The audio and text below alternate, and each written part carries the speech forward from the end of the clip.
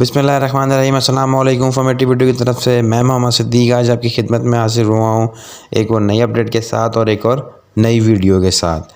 आज मैं आप लोगों के लिए एक और कैनेडियन स्कॉलरशिप लेके आया हूँ। बहुत ही फेमस स्कॉलरशिप्स है। One year Canadian government scholarship है, वन ईयर कनाडा की स्कॉलरशिप है। इसमें आपको स्टाइपेंड दिया जाता है जो कि इनफ होता है वहाँ पे रहने के लिए और ट्यूशन फ़ीस के लिए। तो आपको ये आपका सब कुछ फुली फंडेड होने वाला है। तो इसमें आप लोगों ने कैसे अप्लाई करना है, कौन कौन सी इसमें यूनिवर्सिटीज़ आ रही हैं, इसका प्रोसेस थोड़ा सा इंटरेस्टिंग है। तो आप इन्हें वीडियो को गौर से देखना है, चैनल को ज़रूर सब्सक्राइब करना है। और अभी स्कॉलरशिप की जो डेडलाइन है वो भी नवंबर की है। तो आपके पास काफ़ी टाइम होगा इस स्कॉलरशिप को अचीव करने में, स्टेप बाय स्टेप आपको फॉलो करने में। तो चैनल को ज़रूर सब्सक्राइब कीजिएगा, बेल आइकन को प्रेस कीजिएगा और वीडियो को लाइक कीजिएगा।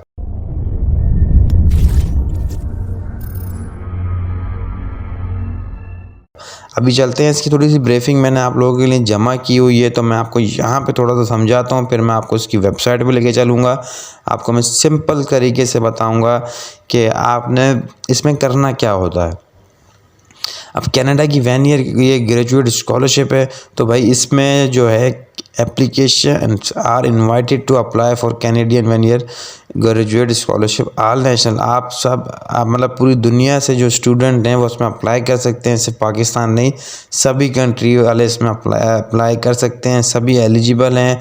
ठीक है भाई। आलमोस्ट इसमें स्कॉलरशिप्स की बात करें तो इसमें 166 स्कॉलरशिप्स होती हैं।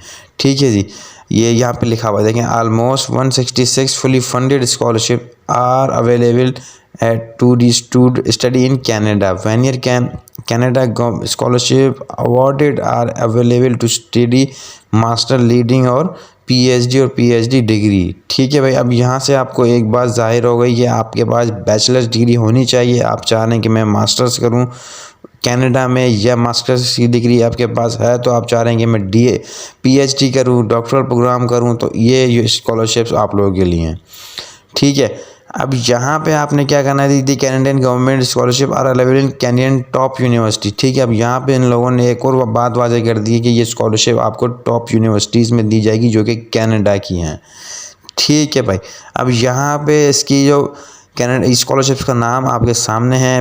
इसके प्रोवाइडेड बाय कैनेडियन गवर्नमेंट, आपको कैनेडियन गवर्नमेंट आपको प्रोवाइड करेगी। डिग्री लेवल में आपको बता चुका हूँ, मास्टर्स और लीडिंग टू पीएचडी वाले इसमें अप्लाई कर सकते हैं। स्कॉलरशिप जो कवरेज है वो फुली फंडेड होने वाली है। तो भाई टेंशन लेने की आपको ज़रूरत नहीं है। इसमें एलिजिबल नेशनलिटी तो भाई इसमें domestic and international student apply कर सकते हैं। कैनेडियन है वो भी अप्लाई कर सकते हैं, इंटरनेशनल जैसे आप लोग हैं तो वो भी अप्लाई कर सकते हैं।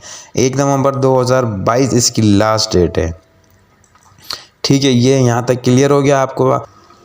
तो भाई फाइनेंशियल इस बेनिफिट्स की बात कर लें। जैसे कि मैंने आपको कहा था, बहुत ही अच्छी स्कॉलरशिप है। आप लोगों को टेंशन लेने की ज़रूरत नहीं है। आपको इतना स्टाइपेंड दिया जाएगा कि आप अपनी यूनिवर्सिटी की फ़ीस भी पे करें, वहाँ पे आप रह भी सकते हैं, वहाँ पे आप मतलब अच्छा आपका गुजारा हो सकता है। तो ये इतना स्टाइपेंड आपको मिलता है। तो स्टाइपेंड अब यहाँ पे मैं आपको बताने वाला हूँ कि देखो भाई, यहाँ पे आपको 50,000 कैनेडियन डॉलर मिलेगा ईयरली।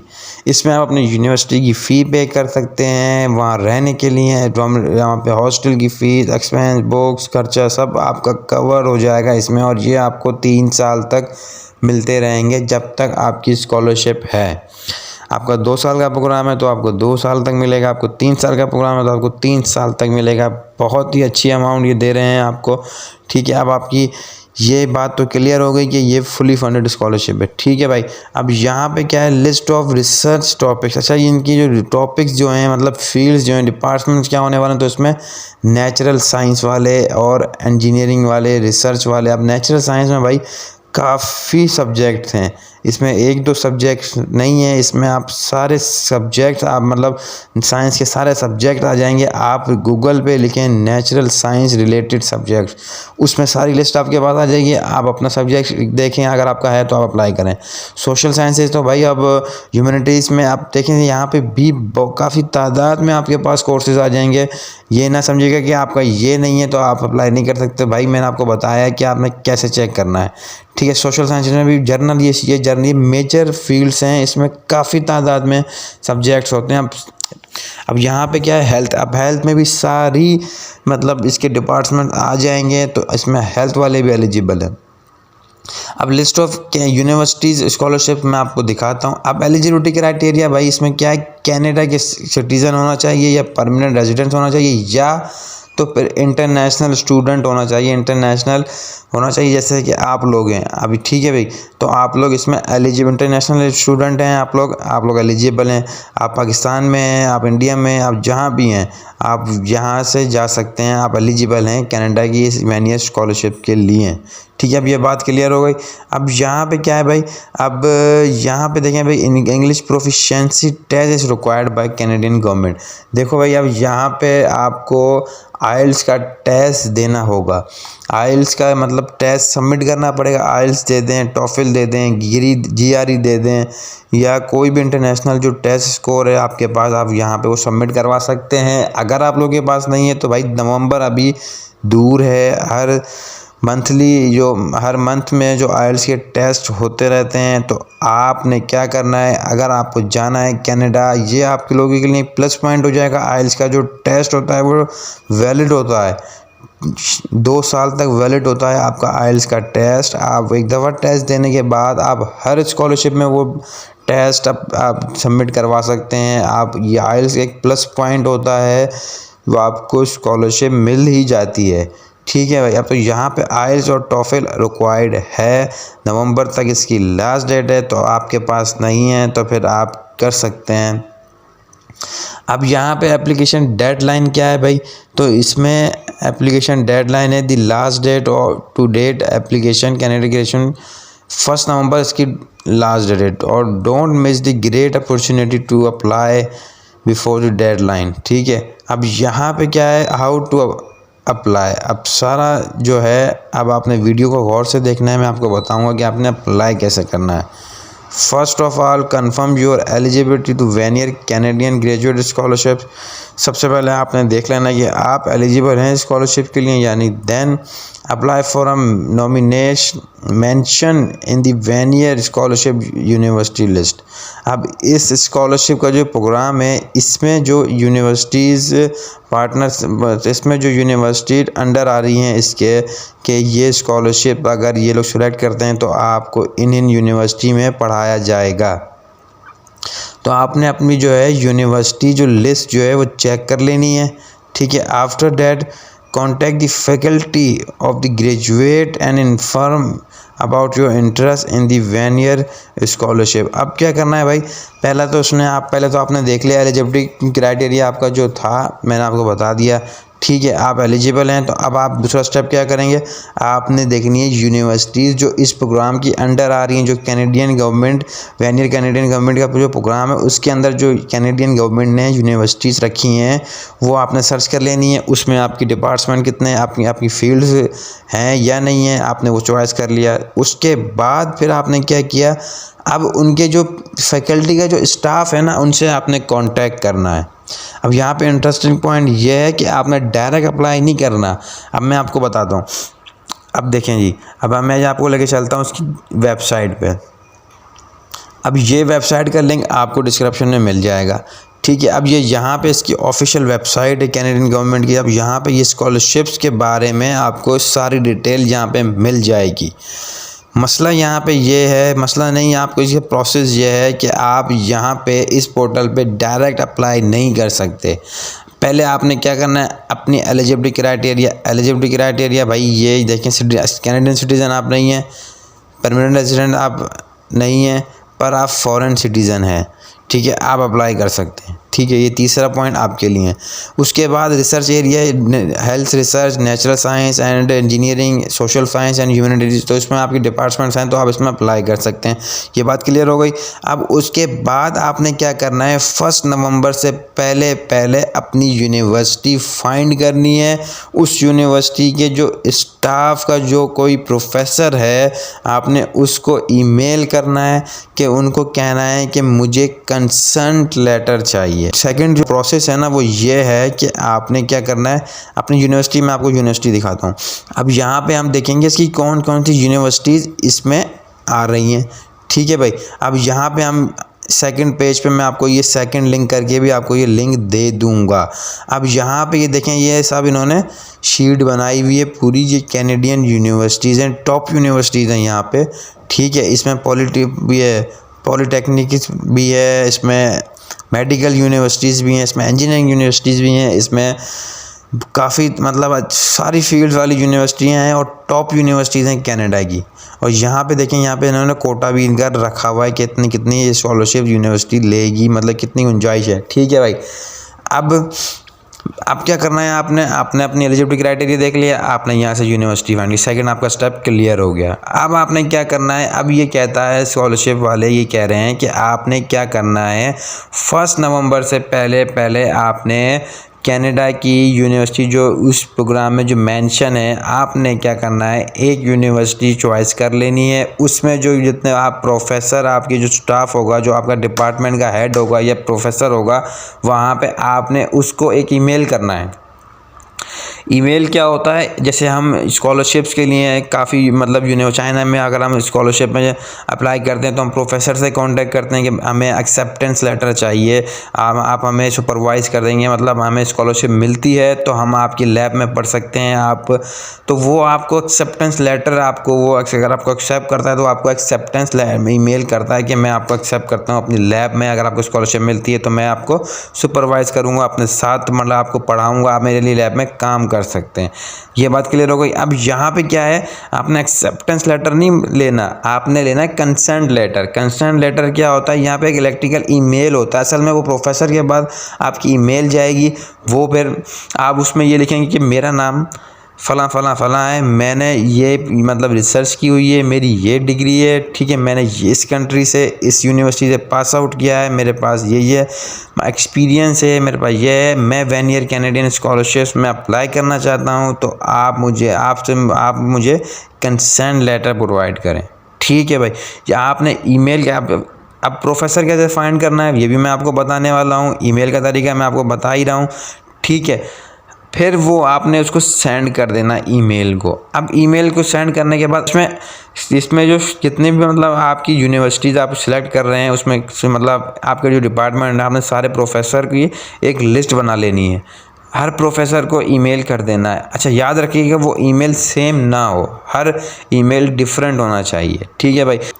तो अब यहाँ पे हमें एक यूनिवर्सिटी ले लेते हैं, ठीक है जी, मैं यूनिवर्सिटी ले लेता हूँ। यहाँ पे मैंने यहाँ से कॉपी की, ठीक है। अब यहाँ पे मैंने गूगल खोला, गूगल पे मैंने ये यूनिवर्सिटी का नाम पेस्ट किया, ठीक है। अब यहाँ पे ये यूनिवर्सिटी की वेबसाइट ओपन हो जाएगी, यूनिवर्सिटी की वेबसाइट ओपन हो जाएगी, तो हम इस वेबसाइट पे भी सर्च कर सकते हैं। आप यहाँ पे भी लिख सकते हैं कि फैकल्टी स्टाफ, ये देखें यहाँ पे भी आप लिख सकते हैं डायरेक्ट फैकल्टी, तो यहाँ पे भी ये गूगल आपको दिखा देगा, ठीक है। अब मैं यहाँ पे ये फैकल्टी ओपन कर लेता हूँ, यहाँ पे मैंने यूनिवर्सिटी की वेबसाइट ओपन की हुई है, यहाँ पे ये यूनिवर्सिटी की वेबसाइट ओपन हो चुकी है, ठीक है भाई। अब यहाँ पे हमने क्या करना है, अपना प्रोग्राम जो है वो फाइंड करना है। यहाँ पे ये लिखा हुआ है प्रोग्राम, ठीक है। प्रोग्राम में हम आ गए, प्रोग्राम में आने के बाद क्या हो रहा है भाई, ये इंग्लिश लैंग्वेज प्रोग्राम, ठीक है भाई। अब यहाँ पे ये सारे प्रोग्राम्स ओपन हो चुके हैं, हमने कोई भी एक प्रोग्राम ले लेना है। मैं यहाँ पे कोई भी एक प्रोग्राम ले रहा हूँ, मास्टर ऑफ साइंस ले लेता हूँ। यहाँ पे मैंने ये प्रोग्राम ओपन कर लिया, ठीक है भाई। अब ये यूनिवर्सिटी भी स्कॉलरशिप के अंडर आ रही है, ठीक है, आपको ये बात तो क्लियर हो गई है। अब यहाँ पे क्या करना है, अब यहाँ पे अपना प्रोफेसर या स्टाफ यहाँ पे फाइंड करना है। इस प्रोग्राम के अंडर जो मतलब आपको जो पढ़ाएंगे प्रोफेसर, आपने वो फाइंड करना है, ठीक है। अब यहाँ पे फाइंड करें, कैसे करेंगे, तो भाई यहाँ पे हम लिखेंगे फैकल्टी, ये देखें यहाँ पे हम चले गए फैकल्टी के अंदर। अब फैकल्टी में जैसे आ गए हैं तो यहाँ पे भी ये डिपार्टमेंट, अब यहाँ पे जैसे ह्यूमन रिसोर्स, अब यहाँ पे फाइनेंस जैसे ह्यूमन रिसोर्स मैनेजमेंट, ठीक है जी। अब ये देखें यहाँ पे क्या है, faculty list of department of human resource full time, ठीक है भाई। पहला जो है नाम आ गया प्रोफेसर का, दूसरा नाम आ गया, तीसरा नाम आ गया, ये सारी लिस्ट आप लोगों के सामने आ गई। आप लोगों ने सबसे पहले अपना प्रोग्राम फाइंड करना है, उस प्रोग्राम की जो प्रोफेसर आपको जो पढ़ाएंगे आपने वो देख लेना है। अगर आपको ये सब ना मिले तो भाई आप लोगों ने गूगल पे भी डायरेक्ट सर्च कर लेना है, उस यूनिवर्सिटी का नाम लिख के, उसका डिपार्टमेंट लिख के, आगे स्टाफ लिख देंगे तो वो भी लिस्ट आपके सामने प्रोवाइड हो जाएगी। मैंने आपको ये तरीका भी बता दिया है प्रोफेसर फाइंड करने का। मैंने ये सारे प्रोफेसर यहाँ से निकाल लिए हैं।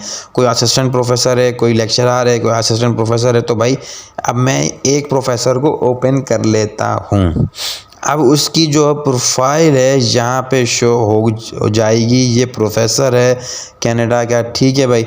अब यहाँ पे इसकी ईमेल देखें, ईमेल मैंने आपको यहाँ पे ढूंढना बता दी है। ये इसकी ईमेल है, आपने ये कॉपी कर लेनी है।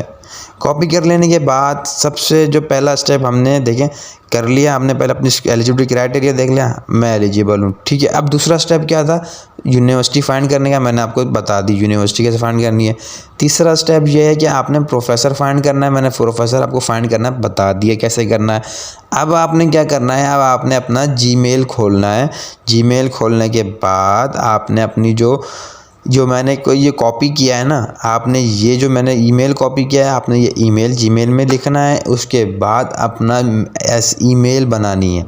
ईमेल बनाने कैसे हैं, तो उसमें सबसे पहले आपने लिखना है कि professor I hope you doing well.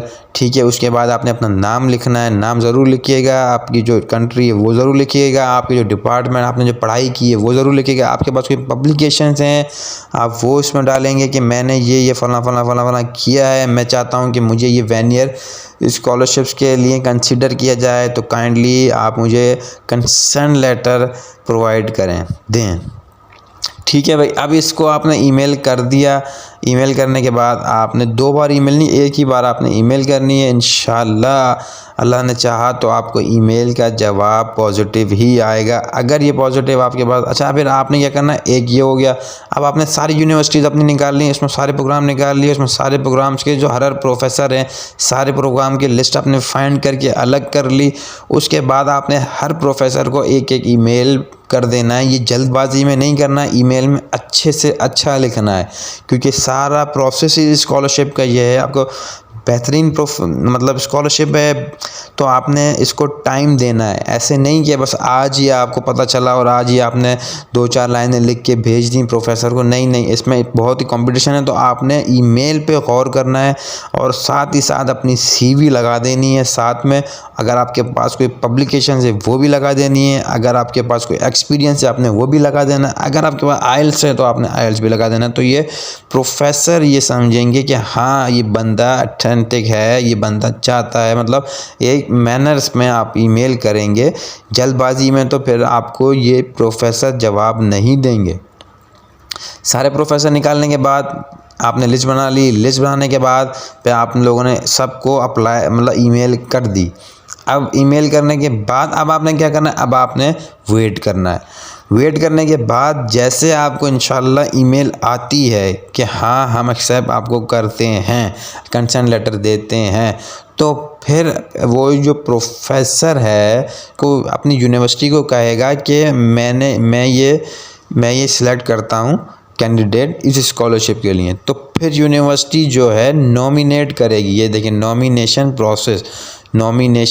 फिर यूनिवर्सिटी जो है आपको इस वेनियर कनाडा की स्कॉलरशिप के लिए नॉमिनेट करेगी कि ये स्टूडेंट है फला ये स्टूडेंट है, ये इसमें हम इसे नॉमिनेट करते हैं। नॉमिनेट करने के बाद आपको ये देखें ये यहाँ पे लिखा हुआ है रिसर्च नेट एप्लीकेशन।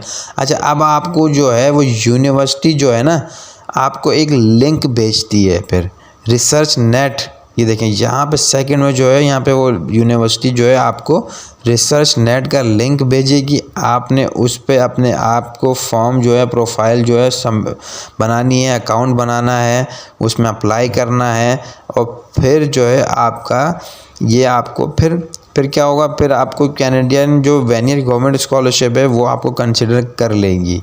उसमें आपने क्या सबसे पहला स्टेप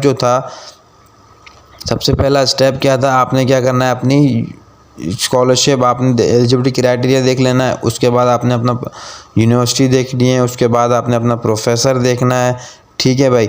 उसके बाद ये देखें यहाँ पे भी लिखा हुआ है कंप्लीट 1 ईयर CGC एप्लीकेशन। सबसे पहला जो टास्क है confirm that you meet your CGC program requirement, ठीक है आपने दिया। सेकंड क्या है, इसमें आपने अपना जो contact your desire nomination institute आपने कांटेक्ट कर लिया। उसके बाद आपने क्या करना है, रिसर्च नेट पे अपने आप को रजिस्टर्ड करवाना है, ठीक है भाई। आपने उसके बाद अपनी CV, आपके जो डॉक्यूमेंट्स हैं वो सारे आपने भेजने हैं।